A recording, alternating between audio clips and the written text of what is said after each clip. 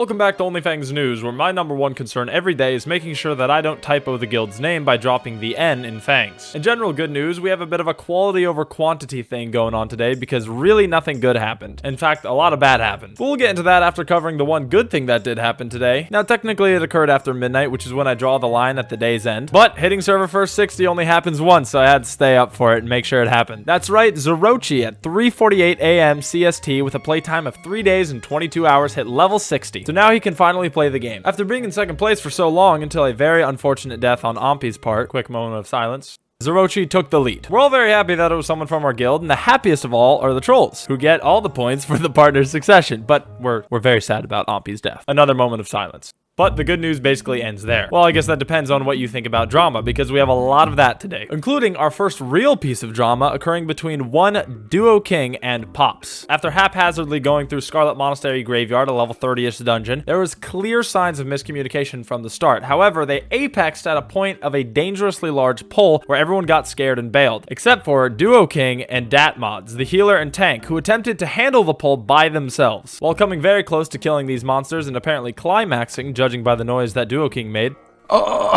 they simply didn't have the damage output to kill everything. So Duo King died. Rightfully upset, he got off to play a much better game, Slay the Spire, where he said this: "It's literally that guy's fault that I'm dead, because he's like such a weird, like angry piece of shit for no reason. Literally, he can go get cancer and die, okay, unironically. So because he leaves the Discord, because he's like so fucking mad at thin air, because he's like a fucking retard. This is just the actual genuine truth. So like everyone was about to leave him because they're all like, guys, let's just Hearth. And then I'm sitting there thinking like, wait a second, someone's not even in the fucking Discord. So I type out to Hearth. Pretty harsh shit to talk over a video game. Pops wasn't a perfect little angel either. One sec, I'm hearthing out of a dungeon. Okay. Oh no, we just lost the priest in our dungeon. Oh well. I mean, I hate to see that, but he didn't hearth out fast enough, I guess. No.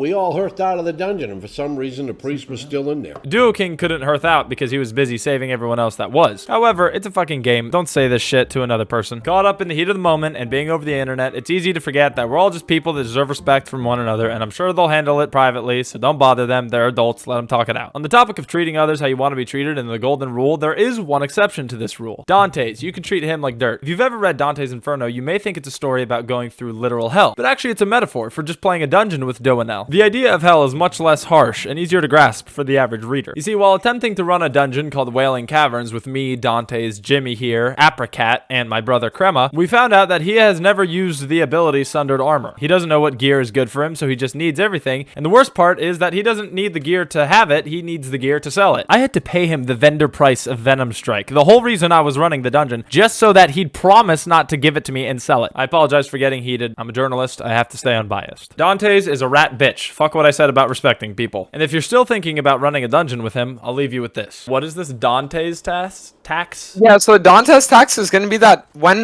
someone does a dungeon with me, the first time they do it, I need everything, but then afterwards, I'm going to be a nice guy.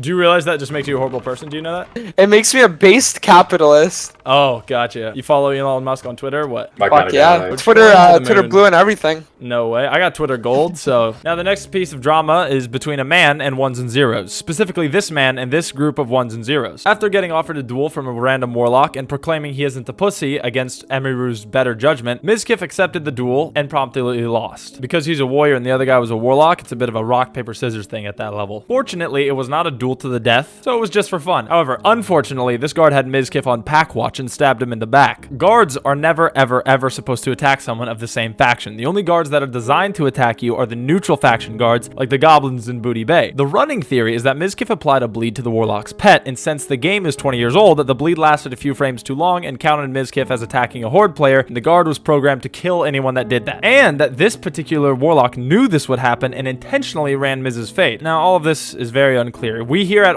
Fangs News believe that this has to be a Occam's razor situation where the most likely thing to happen is the thing that happened, which is that Sardako paid off his fellow undead guard to kill Mizkif given the opportunity. After being the most drama-packed today so far, let's cut the tension with people's second favorite segment, Daily Deaths. No super exciting deaths other than the news we just went over, but shortly after Mizkif died, he exemplified the perfect hardcore player and showed what all of you should be like by going again and making another character. Then he died again. However, being one of the bastions of hardcore WoW and a big reason that we all get to play it and enjoy it together, he made another character despite being griefed and harassed harassed over and over. So 07's for Mizzy. The leader for the most deaths is now a 4-way tie between the most nightmare blunt rotation ever, Mizkif, Esfand, Lauren, and Lady Hope, all at 4 deaths. Now, for tips and tricks today, when you go into a dungeon, have a designated IGL. And if you never competed in Battle Royales, an IGL stands for in-game leader. Pick someone in the 5-man to play this role. And if shit goes bad, you don't leave until they say so. I don't care if you're level 59 with a pubic hair of XP left to go to 60, and someone just pulled the entire dungeon. If your IGL says y'all can fight and win, you stay. Otherwise, if you get in a hot situation, no one will know what to do, and this shit happens. Second tip, don't play with Dantes.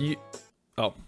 I thought there was going to be more about that. Just don't play with Dantes. Third tip, it's a game. We're here to have fun. If you actually aren't enjoying it, no reason to play. However, I think I speak for at least 80% of the players here when I say this game is way more fun with players to play with. And if you're making the slog to 60 because you want to play with your friends, then you have all of our appreciation. Before I go for the day, the owner of Fangsley and Fangsley 2, the viewer-based guilds, has hired their entire guild to act as my informants. I am just one man at the end of the day, and sometimes dirt falls through the cracks. However, starting today, there won't be a crack to fall through. If you try to take off the OnlyFangs add-on, try to buy gold, or even scratch under your loincloth of the bear, I'll know about it. Not tomorrow though. Budget cuts are happening to OnlyFangs news, which basically means I don't have the time or money to be able to do 2 hours of research, 1 hour of scripting, and 3 hours of editing every day. Love doing it, but I also like not being fired from my job. So unfortunately tomorrow you might have to go with no 10 a.m. news. But let me be clear, I am coming back. Do not freak out. I'm not gone forever, so don't say that. I will be back. And lastly, thank you for our sponsor today, Undead Fleshlights. It's like getting head, but none of the good parts. Undead Fleshlights, for those who like teeth. Thank you for watching OnlyFangs News Day 5. I'll see you over tomorrow.